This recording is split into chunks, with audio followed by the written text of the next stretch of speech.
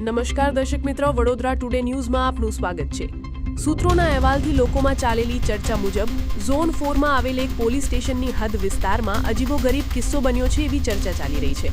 વડોદરા શહેરની પ્રજાને ખબર જ છે કે ગુજરાતમાં દારૂબંધીનો કાયદો છે, પણ છૂટથી ખુલ્લેઆમ વડોદરા શહેરના તમામ પોલીસ સ્ટેશન હદ વિસ્તારમાં ખુલ્લેઆમ બિંદાસ અંગ્રેજી શરાબ તેમજ દેશી દારૂ મળી રહ્યો છે અને પીવાઈ રહ્યો છે તેવી ચર્ચા ચાલી રહી છે।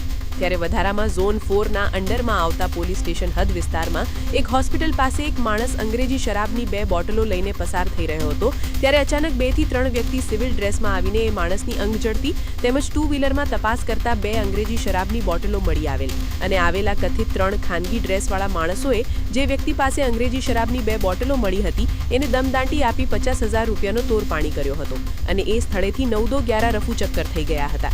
ત્યારે સૂત્રોના અહેવાલથી લોકચર્ચા મુજબ અંદરખાને તપાસ થઈ રહી છે કે જે 50,000નું તોડપાણી કરી ગયા છે તે હતા તો કોણ?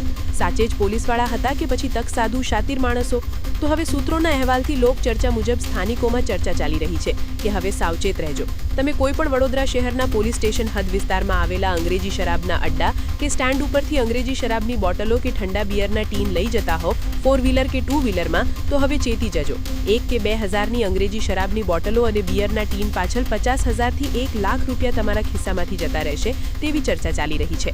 વધુ વિગત તેમજ સચોટ ચોક્કસ સમાચાર તેમજ વિસ્તારનું નામ અને પોલીસ સ્ટેશનનું નામ અમે ટૂંક સમયમાં જ પ્રસિદ્ધ કરીશું। આ વર્ષ તમામ લેટેસ્ટ અપડેટ માટે જોતા રહો વડોદરા ટુડે ન્યૂઝ।